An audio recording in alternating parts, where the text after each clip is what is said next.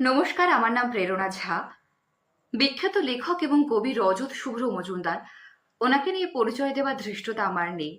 আমরা সকলেই বহু বছর ধরে ওনার লেখা বিভিন্ন কবিতা এবং গল্প অনেক নামী পত্রিকা এবং বইয়ে পড়ে আসছি।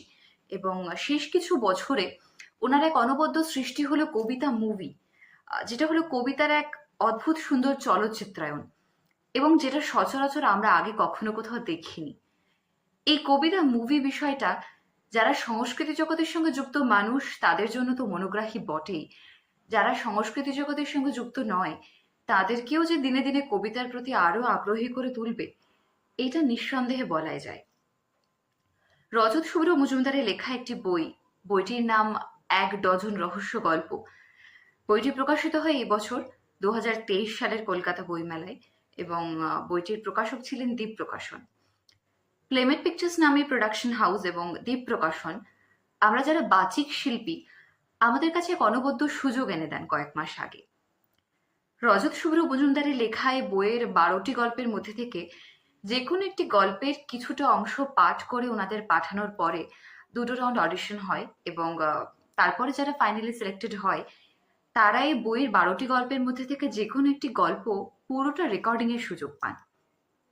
এবং এই পুরো বিষয়টার মধ্যে সব থেকে ভালো লাগার ব্যাপার ছিল এইটাই যে ওনারা আমাদের এই স্বাধীনতাটা দিয়েছিলেন যে আমরা নিজেদের পছন্দ মতন গল্প বেছে নিতে পারব।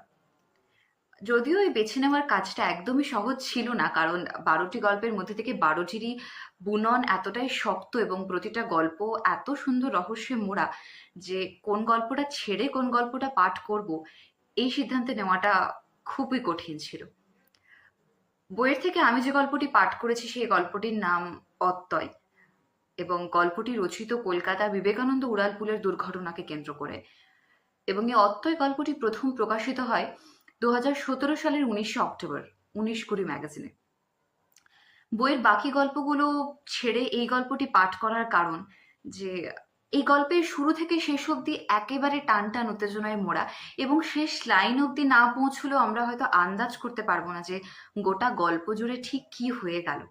তো আমরা অনেক যত্ন নিয়ে অনেক ভালোবেসে রেকর্ডিংটা করেছি, কাজটা করেছি, এবং আমরা আশা করি আপনাদের সকলের খুব ভালো লাগবে।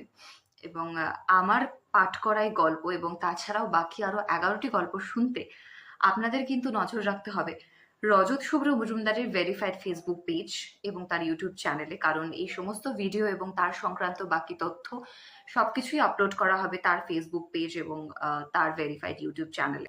সকলে খুব ভালো থাকবেন। ধন্যবাদ।